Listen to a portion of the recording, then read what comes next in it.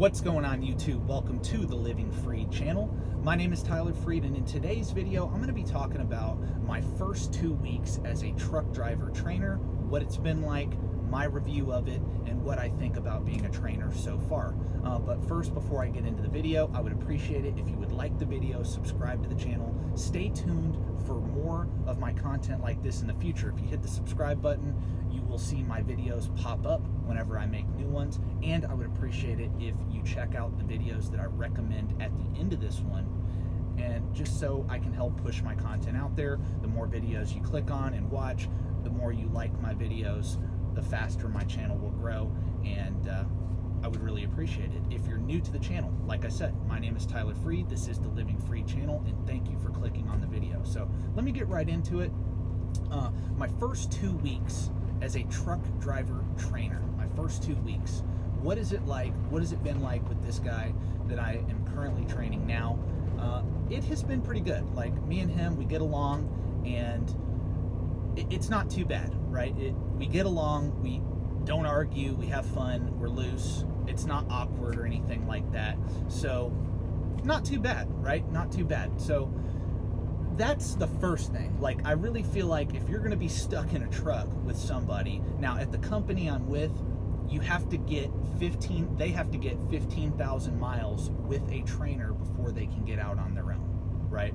So we've already done 2 weeks. So he has about 4 more full weeks of driving to hit that 15,000 mile mark. Now, that doesn't necessarily mean he's going to be let out on his own. If the company looks at him and says, dude, he's not ready after 15,000 miles, then they're going to say, okay, he needs another week, right, with you to just work on this or work on that. But for the most part, most people get it down after about 15 to 16,000 miles.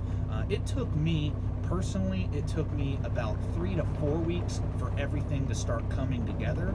And when it came to like backing and things like that, honestly, you don't get really good at that until about 6 months to a year of driving, because there's so many different scenarios when you're backing that, you know, it just changes all the time. Like, you're not going to get all the opportunities that you can in training in just 5 to 6 weeks that there will be out there. So, you know, your training does not stop in your first year of truck driving after you get out on your own. Just because you got your own truck doesn't mean you're completely good at what you're doing, even after 5 and 6 weeks. So, but one thing I have noticed is, and something I did, I was like, okay, I know for me that it took me about 3 to 4 weeks before I was comfortable doing everything. And so the first week out with the student, I pretty much just let him drive forward. I didn't have him worry about the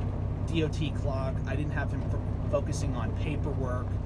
Nothing like that. Just drive the truck, just get comfortable, just get acclimated, just get used to driving the truck and handling it going forward. Now, he did do some backs, but if we got into some situations to where it would take him like 45 minutes to back it up, then I would take over and say, dude, I'm going to do it. You're going to learn. It's going to take you a while to learn how to do that, right? So the first week, it was just, hey, just relax, drive. Just did my second week, right? Right now we're on a reset. We'll be starting the third week coming up. But the second week, I started saying, hey, dude, you're going to do every backing situation now, right? Unless it's just completely ridiculous. And, you know, like I said, it's going to take you about an hour. But, you know, for now, I mean, from here on out, I'm going to have him do all the backing, right? Because third week to the 6th week, he needs to know. These next 4 weeks are crucial for him to learn, right? So I'm going to just step by step make it a little bit harder each week, right? Now I'm going to start saying, hey, dude, you're going to have to do your Qualcomm. You're going to have to handle the paperwork. You're going to have to remember all of these things. And it takes a while for everything just to come together. Anybody who's been trucking for more than like 2 years knows exactly what I'm talking about right now, right?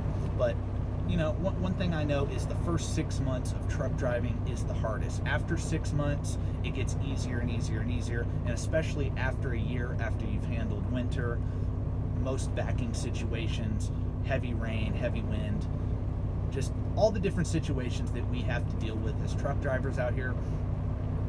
You pretty much get confident after 6 months to a year. And, you know, trucking is really a constant learning experience, to be honest with you, but it gets easier and easier after a year. And so, yeah, that's pretty much it. But how is the first 2 weeks been? Well, first week was just simple. Hey, man, just drive. Don't worry about anything. And then this last week, I was like, okay, now you're going to be doing these tough backing situations. I want you to back almost every single time now. Now that we're started on the third week, I plan on having him do the Qualcomm, which is where we send in messages and log in and log out and go on duty, go off duty for fueling and dropping and hooking and sleeper burn, all the just handling your hours of service basically. For those of you who aren't in trucking, it's a Qualcomm is where you handle your hours of service and sending messages to your dispatcher and messages to other people in the company and things like that, right? So he's going to be doing more and more of that, especially this week since we have a full Monday to Monday period. And I'm going to work with him on getting a little bit quicker, doing things quicker, still safe, but a little bit quicker. And he's going to have to do pretty much everything. Like by the end of this week, I want him to be efficient at handling his clock, handling paperwork, checking in at shippers, being, strapping down loads, things like that, right? So I'm just going to do more and more and more each week. That's what I've learned, and I think it's going to work. This is my first student, though, so I'm just kind of weighing out different things. And one thing I have learned, too, is everybody learns differently. So for the first couple weeks, I was kind of feeling out the way he learns, right? My next student is probably going to learn completely different than this student, but I've had to feel him out and get to know him to see what kind of person he is and how he learns, right? And you just have to have patience. Like one thing I know, and maybe I'll make another video about this, whether or not you, the viewer, if you're somebody getting into trucking, should ever become a trainer. And I'll elaborate more on this in another video. Probably after I'm done with this student, I'll have a real review of what it was like to train somebody, right? But I think you have to go into it with the right heart and the right mindset, because how can you teach somebody when all you care about is the extra money you're going to make? If that's all you care about, I don't think you should become a trainer, because your heart's not in the right place. This is not something that you should just be totally selfish about. Like you have to because their future is in your hands, really. I mean, you're basically helping that person change their future. So you should take that seriously. I really believe that. And also, when they go out on their own, they're going to be putting other people's lives at risk, especially in this business. It's a dangerous job. So how you train them, they're going to take what you've said to them and apply it to the real world.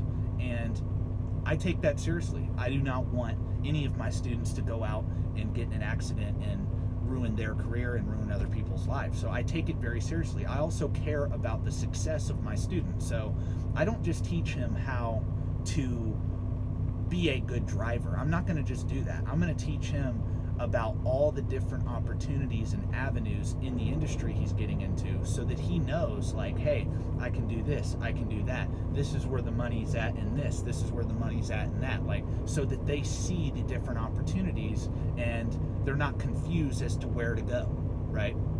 They're not confused. So that's what I've been doing too, is just talking about all the different opportunities, like I just said. And I think that's really important, because I don't think most people do that. I don't think most trainers do that. My trainer was a good trainer when it came to learning how to drive and learning how to be a professional truck driver, but didn't really teach me much about all the different avenues that there were in the industry, right? Wasn't very positive about being successful in the industry. And so I take pride in doing that. I take pride in teaching people about the different avenues that there are in this business, because if you want to work, like I say in almost every video, if you want to work if you want to sacrifice, if you want to go out there and get it, this is the right business for you. And that's what I'm teaching my student, and I think I've kind of motivated him, hopefully. He seems to really be excited about the future in this business. And you know, hey, you get a CDL, man, you have a job for life pretty much. You get a CDL, and that's what I keep reminding him, right? So yeah, that's pretty much it. So far so good, and I will be giving you a review every single week how it's going. And yeah, so week 2 is out of the way, on to week 3. I appreciate you for watching the video, and like I said, check out some more of my other videos that are about to pop up on the screen right now. And yeah, God bless. Thank you for watching. Have a great day. Peace out.